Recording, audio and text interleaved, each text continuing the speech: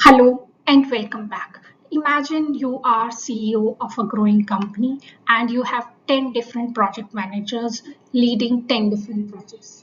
Now, one uses Excel, another uses Jira, and someone else is tracking everything through email, and then there are some who are not documenting anything at all. Now, imagine you are trying to understand the status of all those projects. Sounds confusing, doesn't it? And that's exactly the challenge many organizations face as they grow. They have talented project managers, but everyone works very differently. And without a common system in place, these projects become very difficult to monitor, compare, and control. That's where Project Management Office or PMO comes into picture. In today's video, we'll understand what a PMO is and why do organizations invest in a PMO, and understand three different types of PMO used across industries. I will also share practical examples so these concepts become easy to remember. So whether you are preparing for PMP or CAPM certification or attending a project management interview or simply curious about how organizations manage projects, this video is for you. So let's get started.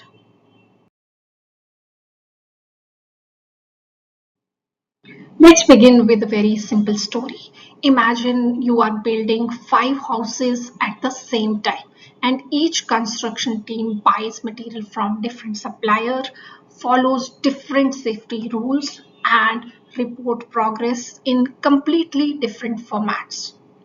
And soon you'll have delays, higher cost, and confusion because there is no consistency. And managing project works exactly the same way. A project management office or PMO acts like organization's central coordination team. And think of it as a control tower at an airport. The pilots are still flying the planes, but control tower ensures everything runs smoothly, follows procedures, and stay coordinated. Similarly, a PMO does not necessarily manage every project itself.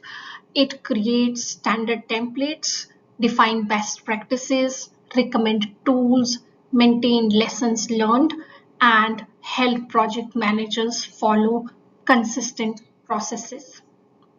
Need a project charter? PMO will provide you a template.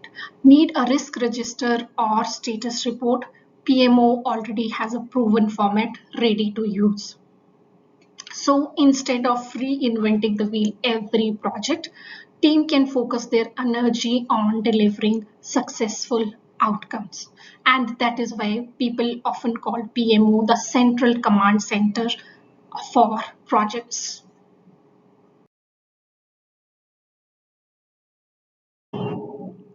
Now let's answer an important question. Now, if a project manager already know how to manage projects, why do organizations need a PMO? What is the need? Let's understand it with a simple analogy. Think about driving on the roads and imagine if every city follows different driving rules. In one city, red sign may mean stop, while in another, green may mean stop. And every highway has different speed limits as well as road signs. What do you think will happen? Will driving be easy? I'm sure it will become stressful and dangerous. Projects also face the same problem when every team follows different processes. Without a PMO, each project manager creates their own reports, manage risk differently, store documents in different locations, and use different softwares. And leadership struggles to compare projects because there is no common standard. And PMO solves this problem by introducing consistency. It standardizes reporting, encourage team to share knowledge, improve governance, and make project performance much easier to track. So instead of learning from scratch every time, new project managers can use proven templates and lessons learned from previous projects. This saves time, reduces mistakes, and significantly improves the chances of project success. That is why most medium to large organizations have established PMOs.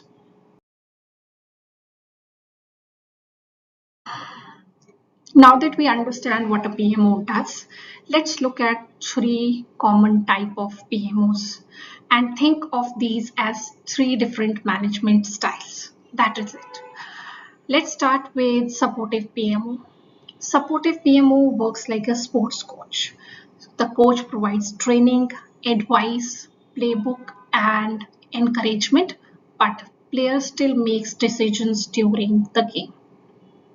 And that's exactly how supportive PMO works. It will provide templates, best practices, training, and guidance, but project managers have complete freedom in how they run their projects. Next comes controlling PMO. This is more like driving instructor during a driving test. You are still driving the car, but you must follow specific rules.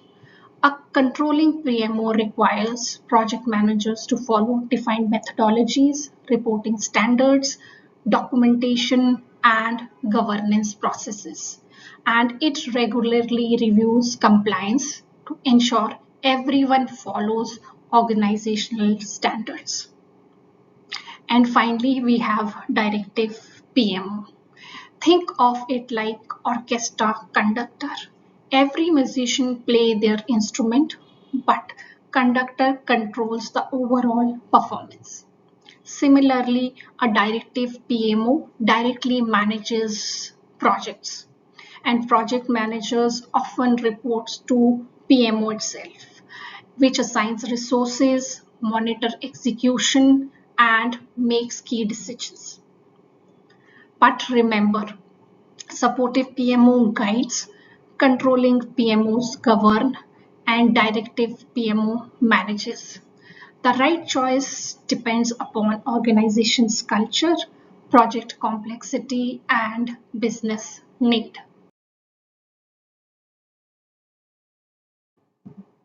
Let's recap what we have learned today. We started by understanding that as organizations grow, managing projects become increasingly complex. And without common standards, every team works differently, making projects difficult to monitor and control. That's where Project Management Office or PMO plays a vital role.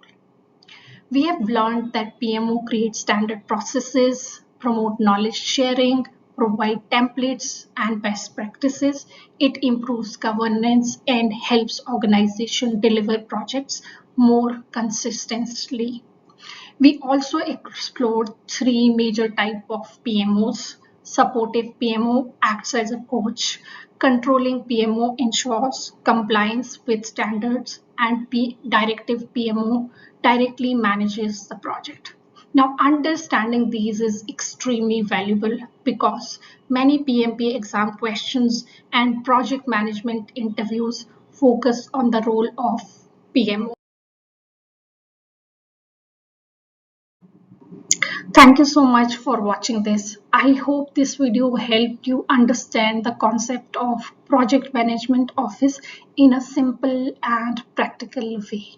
If you found this useful, please give this video a thumbs up, share it with a friend or colleague who are learning project management, and subscribe to the channel for more easy to understand videos on real world project management concepts. And if you have any question or would like me to cover a specific project management topic, let me know in the comments below. Until next time, keep learning, keep growing, and keep managing projects with confidence. Thank you, and I will see you in the next video.